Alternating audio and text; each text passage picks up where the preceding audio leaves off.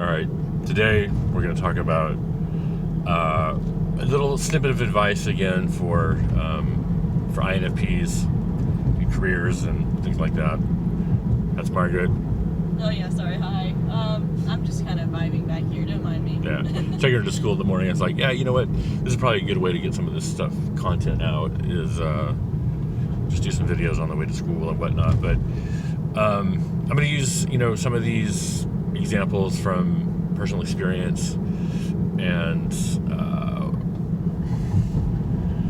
so one thing I strongly advise against, in terms of like your career, I mean, again, this is kind of, I guess, pointed towards younger INFPs or in anyone, but or at any age. But so for your career or like what you want to do, I highly recommend that you choose something that doesn't have a whole lot of interaction with other people. And I say that because, let me rephrase. Let me use my example as like, when I was attempting to do photography. I love photography and, exploring Lightroom and Photoshop and, all these things. And man, you can just really let your creative juices flow. I would, there's a cop right there and I'm holding the phone. It's not probably good, but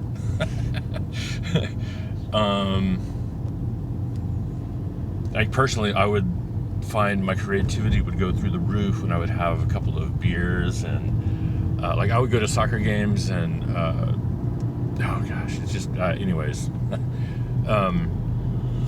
do so many creative things. But anyways, I would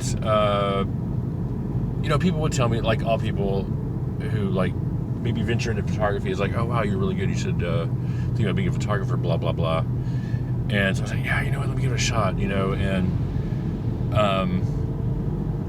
so I started a website, got some business cards, started doing some stuff, and eventually you get to the point where you need customers. And I started watching YouTube videos on how to start your own photography business and blah blah blah. And when it gets down to it, there's a lot of sales involved. You have to get out there, pound the pavement, so to speak. And when you're starting out, you need clients, obviously, or else you're gonna have a very short-lived business. And as an INFP, I found out that doing sales, this kind of sales, doesn't come naturally to us at all. It's not fun at all. And beyond just getting the customers, there's this whole, like say if you do like family photography and things like that, there's this whole thing where, you have all these different price points for different photography packages, and there's a whole lot of kind of upselling. Now, if you just sell like one thing, like maybe that's a kind of a way to circumvent, but there's a lot of kind of upselling, negotiating with your clients when it comes to closing the sale and whatnot, and that could be really uncomfortable for INFPs. Like, we're such people pleasers. Of course, we don't like any kind of confrontation, so like even if we you get what I'm saying. So keep that in mind. And there was another, like, I remember I believe there's a INFP forum on Facebook, and people, the topic I think was something around how INFPs we have people skills, but we just we like harmony. Like, we just can't stand like so anyways, this one person was saying, like, or no, that's what it was. Someone was asking, hey, do you think being a lawyer is a good profession for an INFP?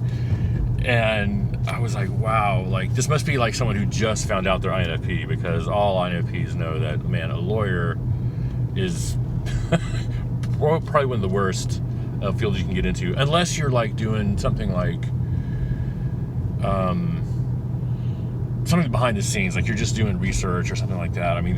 That maybe, but I don't know. But any kind of lawyer that's going to be having clients and going to court and things like that, there's going to be major confrontation, you know. And this one person put in the forum like, oh yeah, I mean, I'm in school right now studying to be a lawyer and I love it. And it was just kind of like, okay, like studying law and practicing law are two very different things. And yeah, I mean, I would probably love, you know, studying law to some extent. I mean, I don't know, I'd probably get bored of it at some point, but I mean, we do like to study and explore, obviously, this kind of thing. So, yeah. So when you're thinking about what you're gonna do, if there's, you know, I do think, you know, entrepreneurship and business can be very compatible with INFPs, but you will have to work out how you're gonna do sales if it's, you know, that kind of business, because, you know, like going out and rounding up clients is not going to be fun for you. Or cold calling, things like that. I found that even just kind of sending out emails in some cases, it just feels, I don't use the word icky, but like, even if you're all familiar with like affiliate marketing, like I've tried to get into affiliate marketing, and, you know, that's kind of like basic for, like, if you're not familiar, it's basically where you have a product of some kind and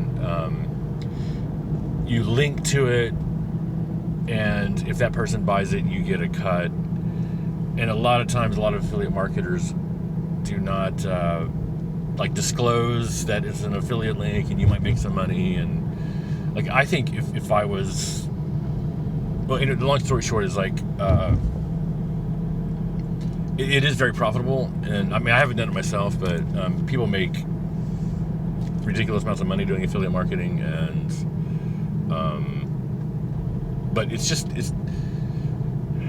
kind of somewhat deceptive if you are not, you know, fully disclosing that, hey, this is an affiliate link, and if you purchase this, etc. Well, anyways, you get the idea. I'm kind of rambling on about that, but INFPs we want everything to be on the up and up, 100%, you know, kind of thing. And so, how do you feel about that, Margaret?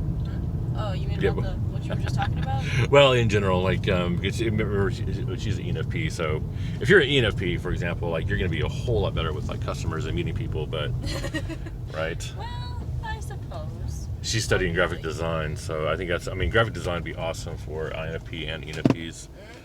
It's good stuff. That's right.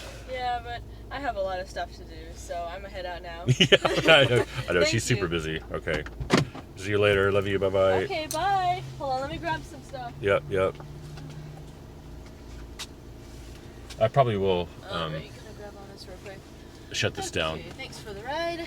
Oh, sure. And, yeah, see ya. Toodles. Oof. Oh my gosh, toodles. Where did that come from? Okay, bye. Bye-bye. I did pass 2 police officers, and I'm, like, clearly holding my phone, which is, you gotta be hands-free in San Antonio, so I'll probably close this down, but I hope this kind of made sense. I'm definitely gonna give more, like, kind of specific examples and things like that in coming videos, because like I said in my last video, man, I stepped in every pitfall, every possible thing that you could do, and I think next time I'm gonna talk about, like, debt and credit card debt, and, like, obviously it's just the most common sense, it's the most financial common sense imaginable, but do not get into credit card debt. I mean, as an INFP, it's going to be kind of hard enough to